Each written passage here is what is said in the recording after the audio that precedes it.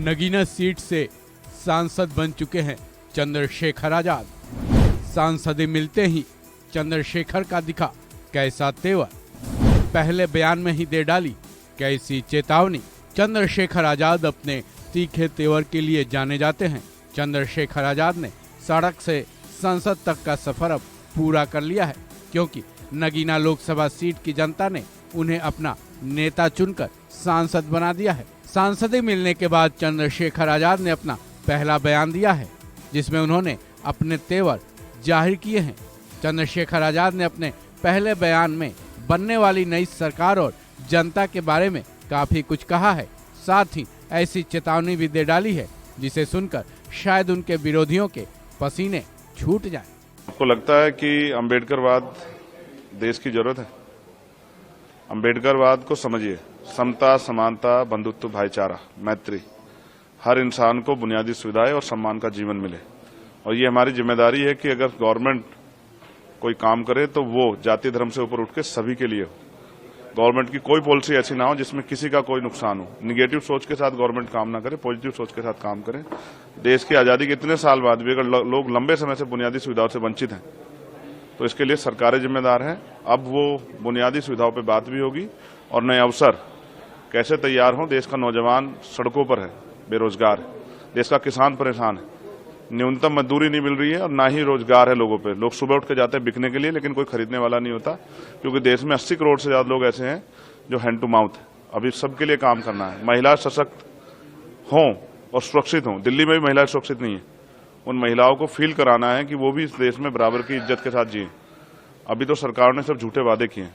सरकार ने जो वादे किए उनको पूरा कराने के लिए सरकार से सवाल करेंगे। आपको लगता है कि कई जगह नाम बदले जाने की एक राजनीति होती है कि इसका नाम रख दो, उसका नाम रख दो, अम्बेडकर की मूर्तियां तोड़ दो, और एक दबाव की एक सोसाइटी है जो कि दबाव के अंदर काम करती है, तो ये निगेटिव थॉट है और ये इस निगेटिव थॉट को कब तक देश सींचता रहेगा, ये सवाल है। देश आजाद हो गया, अब भी अगर जाति के आधार पर या धर्म के आधार पर उत्पीड़न होता है तो देश को सोचना चाहिए।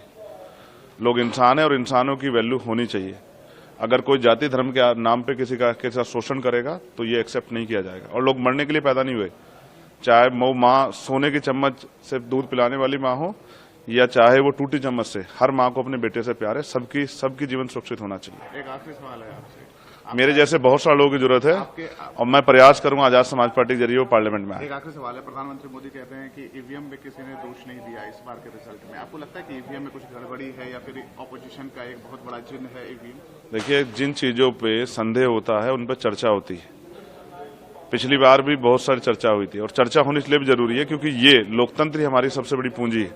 हमने यही कमाया। इसमें रानी का बेटा राजा नहीं बनता है, राजा वो बनता है जिसको जनता मत देती है।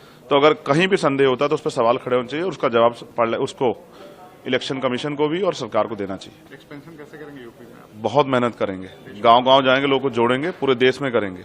बहुत बड़ी जिम्मेदारी है और वो एक बहुत बड़ा समाज उम्मीद लगाए बैठा है कि चंद्रशेखर आजाद के जरिए बाबा साहब अम्बेडकर और माननीय काशीराम साहब का अधूरा सपना पूरा होगा। इतना तो तय है कि चंद्रशेखर आजाद संसद में अपनी जनता की आवाज को पुरजोर तरीके से बुलंद रखेंगे, ऐसी नगीना की जनता को विश्वास है, क्योंकि जनता ने शायद उनके इसी तेवर की वजह से संसद तक पहुंचाया है। बहरहाल अब नगीना की जनता की आवाज की गूंज चंद्रशेखर आजाद के रूप में संसद में खूब गुंजने वाली है। उस वक्त संसद का माहौल क्या होगा, नगीना की जनता उस माहौल को देखने के लिए शायद बेकरार होगी। इस खबर में बस इतना ही। बाकी अपडेट्स के लिए जुड़े रहे वन इंडिया हिंदी के साथ।